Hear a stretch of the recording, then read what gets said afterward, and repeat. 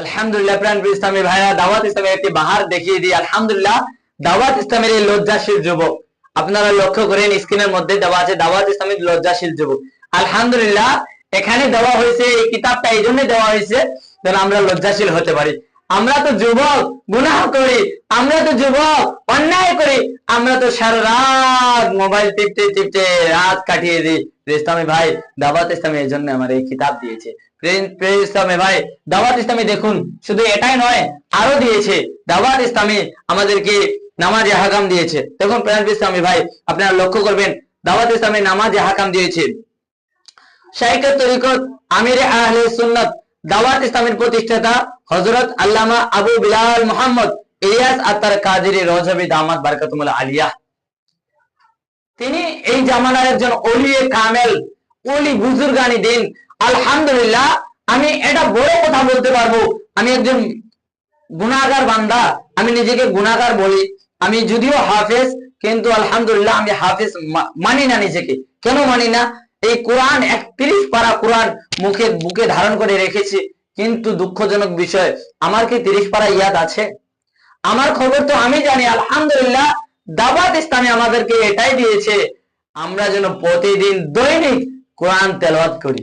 অনেকে দেখুন না বাজারে, দেখুন না বাইরে, অনেক প্রতিষ্ঠান আছে, হাফেজ হয়েছে কিন্তু তেলাওয়াত করতেছে না।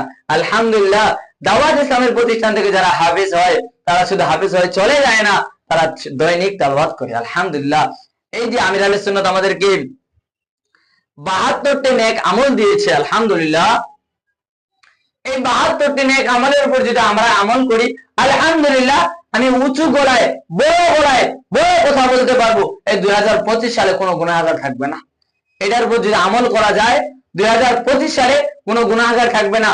এই যে এটার উপর যদি আমল করা যায়, 2025 সালে কোনো, যে আমরা শুনে থাকি যে ছেলে বাবাকে মারছে, বাবা ছেলেকে, মানে গন্ডগোল বাবা ছেলের মধ্যে, ফ্যামিলির মধ্যে অশান্তি, যদি এটার উপর আমরা আমল করি, আমরা ইনশাআল্লাহ নেককার হয়ে যাব, আমরা গুনাহযুক্ত, আমলযুক্ত, নেকিযুক্ত জীবন কাটাতে পারবো।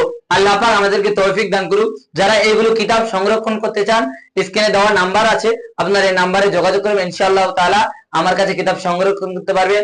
আবার আমার নাম্বার আছে, হোয়াটসঅ্যাপ নাম্বার দিয়ে দেবো, ইনশাআল্লাহ আপনারা নক করবেন, অনলাইন অফলাইন দুই লাইনে আপনারা কিতাবগুলো পাবেন। আলহামদুলিল্লাহ, আমার স্বপ্ন ছিল আমি দাওয়াত ইসলামের এই মাকতাবাতুল মদিনা প্রতিষ্ঠাতা করব। আলহামদুলিল্লাহ, অল্প পুঁজি দিয়েও যদি করি তবুও করবো। আলহামদুলিল্লাহ, আল্লাহ পাকের অনেক বড় দয়া, আল্লাহ পাক কবুল করেছে। ইসলাম ভাই, আপনি আসুন না, আপনিও নেককার হয়ে যান, গুনাহ মুক্ত নেকি যুক্ত জীবন কাটার তৌফিক দান করুন, বলি আমিন।